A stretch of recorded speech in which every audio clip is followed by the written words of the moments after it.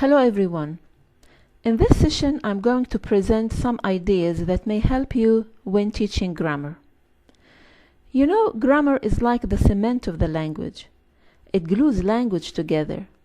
If we look at the vocabulary as the building blocks of the language, then grammar is the material that holds them together.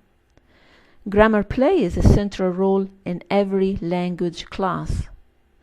So it's important to teach grammar. But more important is how to teach it effectively. Tip 1.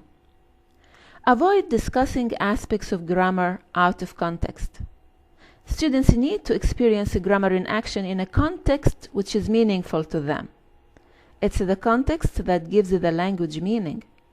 It allows us to understand how and when grammar is used.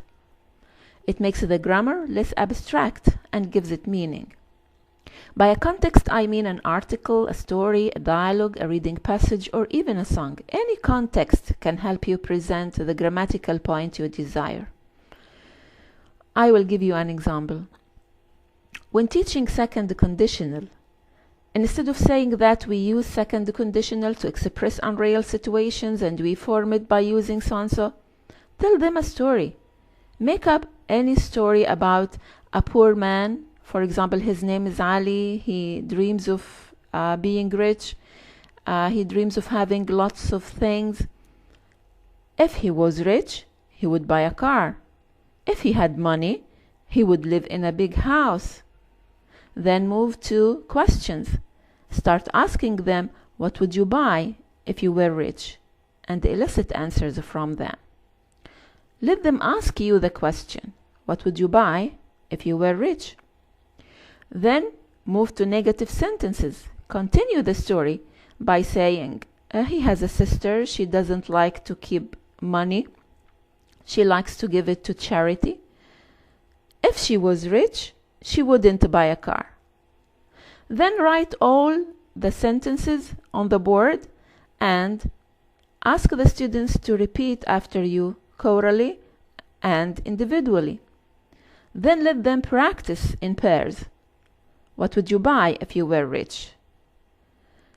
Then ask them to form sentences and questions of their own. As you can see, good examples are much more effective than explanations without context. Tip 2. Give students time to discover grammar for themselves. Encourage students to notice things about the language. So, after they have interacted with the text in some way and explored the meaning, we can focus on a part of a text and ask them questions which get them thinking about the language.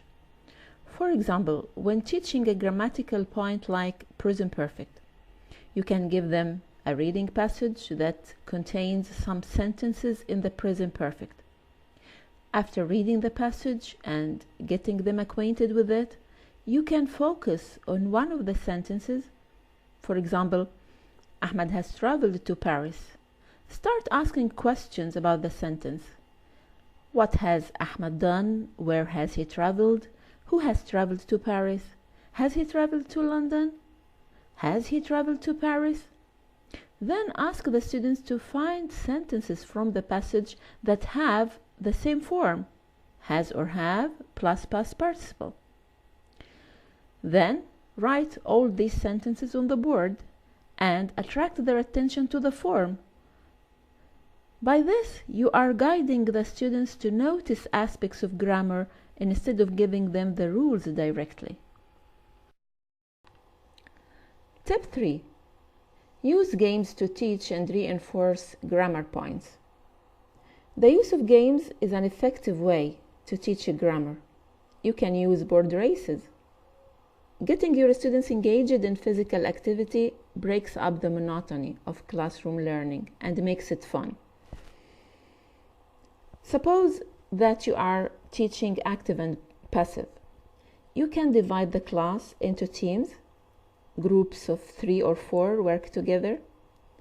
Give each group a sentence strip on which you have written a sentence in active voice.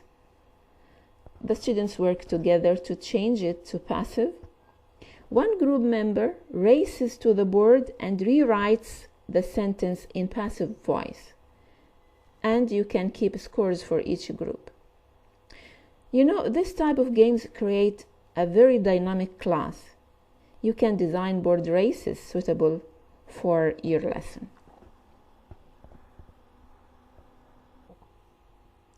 Tip 4. Give students the opportunity to practice grammar in a meaningful way. To improve performance and consolidate learning, you have to give them activities in which they practice grammar. These activities should be staged from controlled practice to free practice. It is important to move from controlled to free practice because this increases the likelihood of students producing correct forms, and of course decreases the likelihood of producing incorrect forms. Another idea related to practice is that when students are doing grammar exercises, it's useful for them to do these exercises in pairs or groups. Sometimes the students are better at helping their classmates understand than we are. Tip 5. Avoid rule-giving teaching. If you give your students some rules to memorize, they may have good grades in exams. But when they are asked to apply the grammar items in real-life situations, they face problems. We as language teachers are often frustrated by the disconnect the students have between knowing the rules of grammar and being able to use them. So remember that knowing a lot of grammar rules is not the point. Students should be able to use them. With this tip, we come to the end of our session today. Thank you very much for listening.